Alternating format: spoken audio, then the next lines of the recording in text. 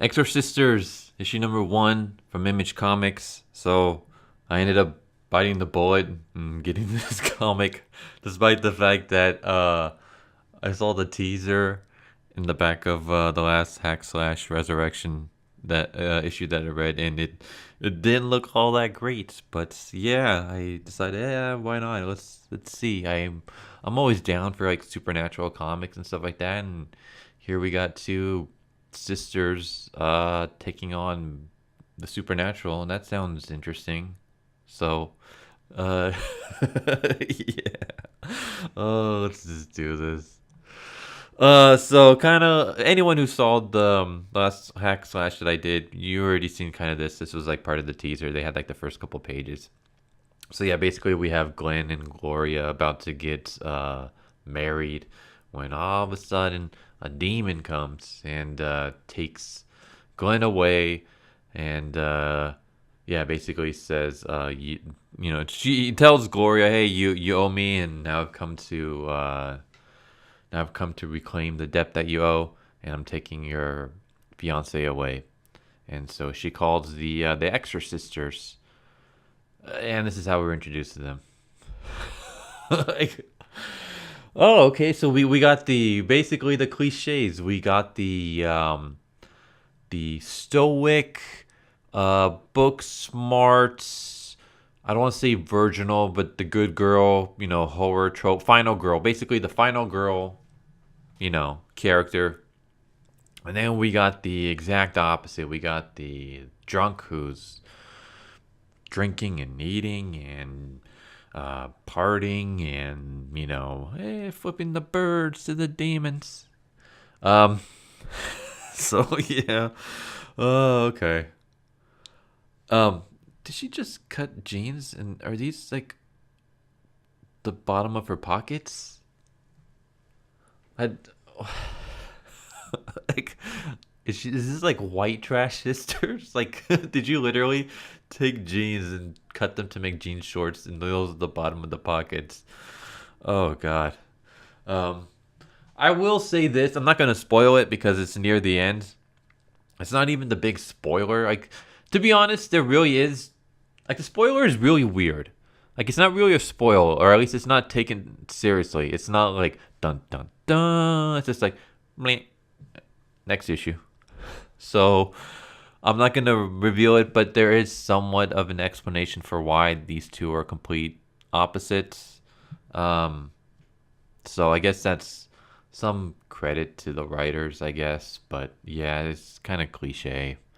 Uh, and oh, now they're eating food. Well, at least she's eating food because she can't take anything seriously.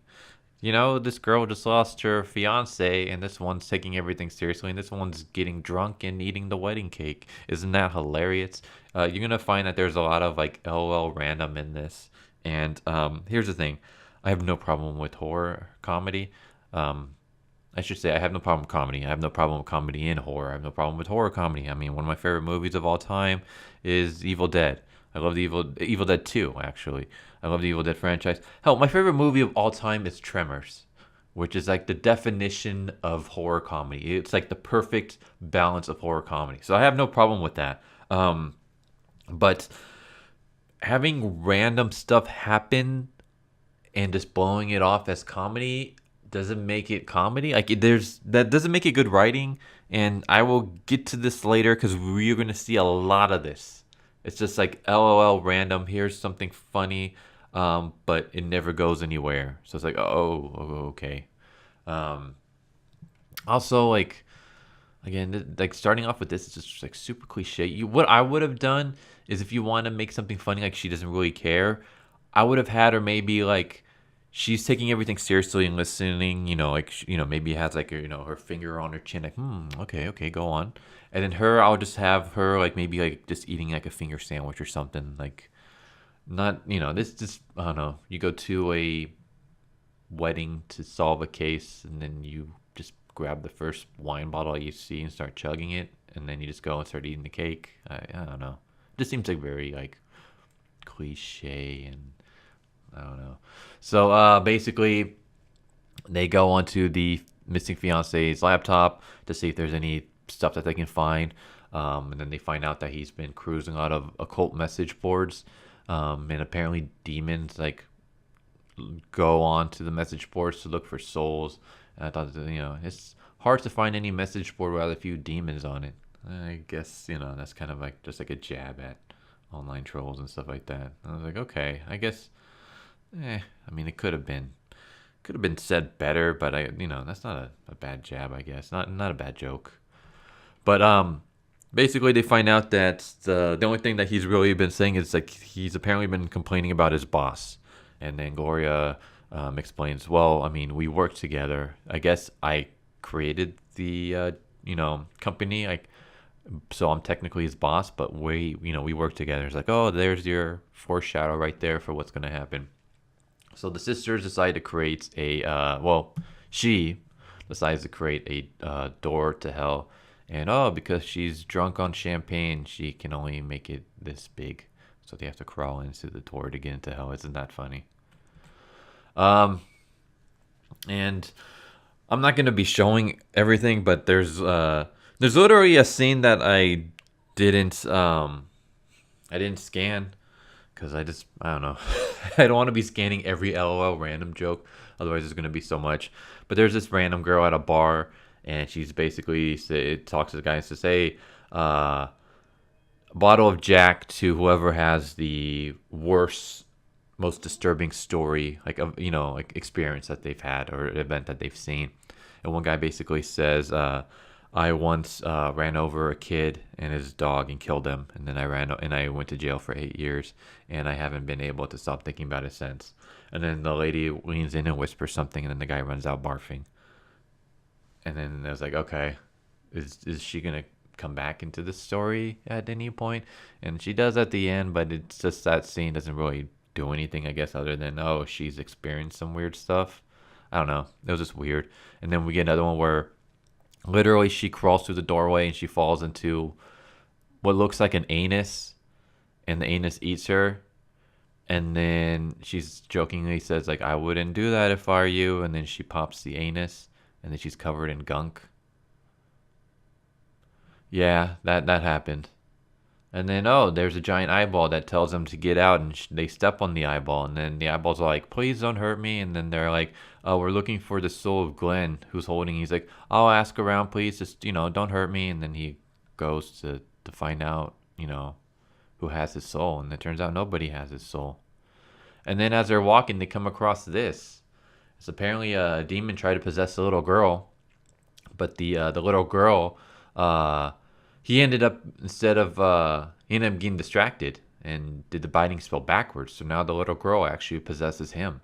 So now there's a little girl possessing a demon in hell. And isn't that funny? And this goes nowhere. Like, this is literally just, hey, I thought this would be kind of interesting story, character. What if we have like the Exorcist, but instead of the demon possessing the girl, it's the girl possessing the demon. And I'm like, that actually can be kind of cool. I mean, that's an interesting thing. But I mean, you literally have it in just like a throwaway gag that leads nowhere. Like, there's no point in this character. This character doesn't bring anything to the table. This character, they literally don't even talk to this. This character just like, "Hey, you want to have tea with me?" And they're like, "Nope," but this guy does, and that's it. That's the joke. I'm thinking, okay, maybe it comes back in a later issue, but there's just a lot of these like LOL random like Family Guy cutaway gags, and it's like, okay, that can be funny, but does it bring anything to the table? It's story wise, no. Then why is it in here? So yeah, basically, now we have another joke where she gets they're leaving hell, and she gets stuck, and then she pulls a Winnie the Pooh moment, and then she's like, "Oh, if there's a demon doing what I think it's doing to my leg, I'm going back down there." So okay, I guess she's getting her leg humped. All I can think about when I see this is just the whole stuck in the wall Japanese porn genre. Yeah. I think that's TMI. So yeah, basically they go to this house that the couple weren't able to sell. Basically Remember how I said they owned a company? They're basically retailer. Oh, I can't even say the word. Realtors, real estate agents. Yeah. Oh my god. I swear I can English.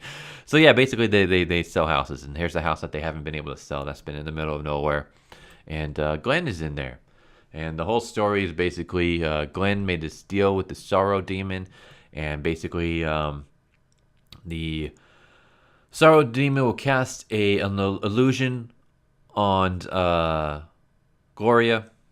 That's her name, right? I can't even remember what her name is. I think it's Glen and Gloria. On Gloria. And basically, it'll make her. Delusion will make it seem like Glenn got taken to hell by demons. And she'll get really sad. And then the demon will feed off of her sadness and turn that sadness into money that Glenn can keep. So basically, he's profiting off of her sadness. And yeah, that's the whole Scooby Doo mystery for this first issue. And then there's a few more pages and stuff like that, and you get like a not a spoiler, you get not even a cliffhanger, but there's a little bit more, but I'm not gonna show it. Just one, I don't want to show everything in this issue, and you know, I usually don't really show spoilers, but it's not really a cliffhanger. But that's the issue. That's Exorsisters. Here's the thing. I like the premise. I like the premise of two sisters taking on supernatural case. I love anything that's like paranormal detectives. You know, like that. You know, like the Dresden Files, Hellblazer, Supernatural, Charmed, Buffy, like Dylan Dog, like any of that stuff. I'm all for it. That's why I love Justice League Dark so much. Like I love that kind of. I love supernatural stuff. I love especially like paranormal detectives. You know, demon hunters, all that kind of stuff.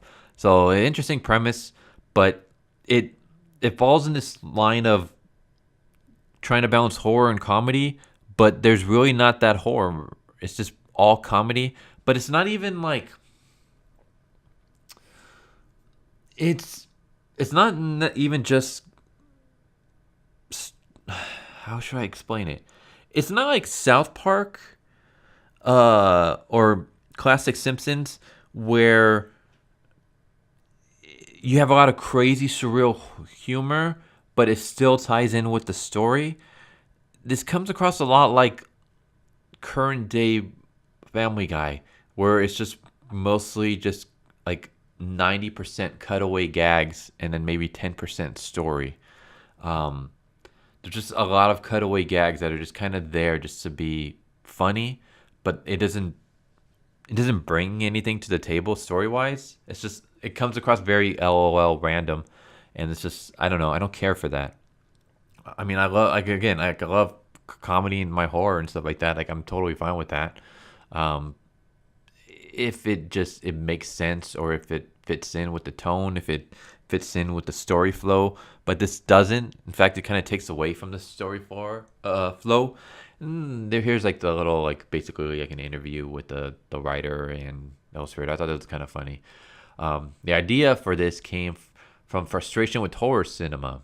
I was watching a movie about demons where evil won. While it was well done, it really bothered me, he says. I wanted to see someone outsmart evil because at its heart, evil is pretty dumb. I don't know if I would agree with that. I don't know if I would agree that evil is pretty dumb. I'll say maybe goodness is actually a little on the naive side. Evil is actually pretty intelligent, I would say. But I just thought it was kind of funny. Like, you got frustrated with horror because the demons won in the end. Like, that's usually how it goes in horror movies. Like, if you're watching, like, straight up serious horrors, even if you get, like, a good ending, you will get, like, a little, like, teaser set up for a possible sequel at the end. That's just the way that horror movies kind of tend to be. So this feels kind of weird that, you know, that frustration led to this. But we'll see how that goes, I guess. So yeah, we have a I thought, what if while a demon was possessing a little girl's body, the girl slipped into the demon's back in hell? And is there anything more destructive than a child? Gizly, whatever, took the idea and ran with it. Um, took the idea and ran with it for one page of a random cutaway joke. I don't know why this was. I don't know. Yeah, and then we have Hell's gone more cartoony than I originally thought it would be, but that just makes the dark scenes darker. And the illustrator draws a cartoon demon so well. I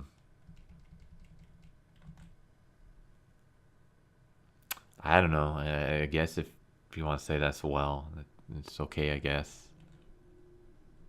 Eh. Um, I do think it's kind of funny. Like, so does this mean we're gonna get darker scenes? Because nothing in this whole issue was dark at all. If anything, this was an LOL so random comedy issue. So does that mean we're gonna get darker? Because I'm down with that. I mean, I'm not like one of those like I love dark series. In fact, I really don't. But I'm all for like black hole comedy, like like gallows humor and all that stuff. I'm down for that. But I'm not getting any dark vibes from this at all, like at all. So I guess we'll see. I don't know. But yeah, that was Exorsisters.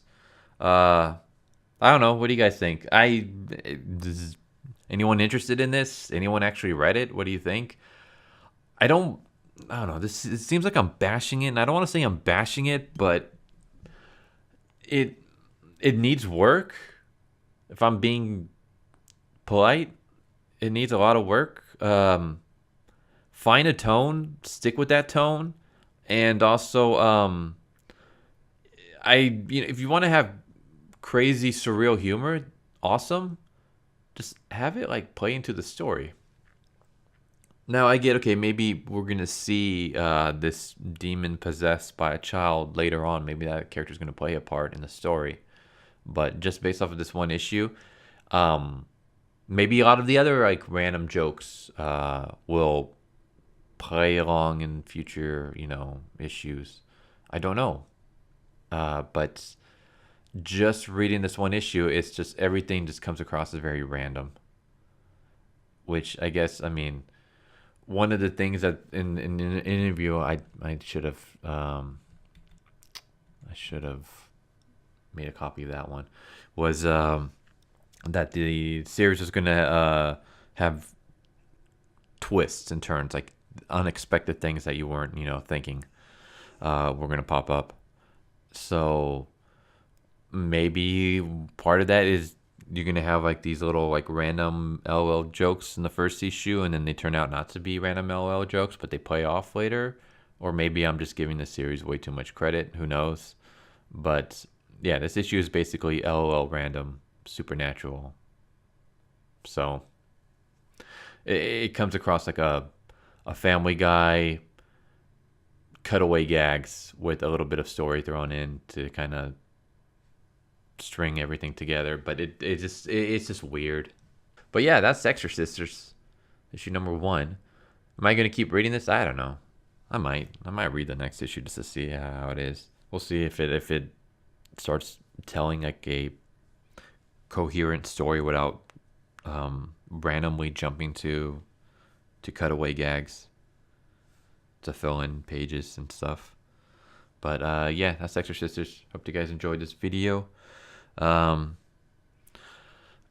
was gonna say, subscribe, hit the bell for notification, but I actually have a friend on Twitch who like constantly pokes fun at that, because yeah, she's like, every YouTuber does it, and then I was like, I do it too. I hope you know that I also do that. So now like saying it just feels weird. But yeah, you guys know what to do, and you guys can find all my information for other stuff down in the links and down in the description below. But yeah, I hope you guys enjoyed. Hope you guys have a great day. Hope to see you guys next time. Later.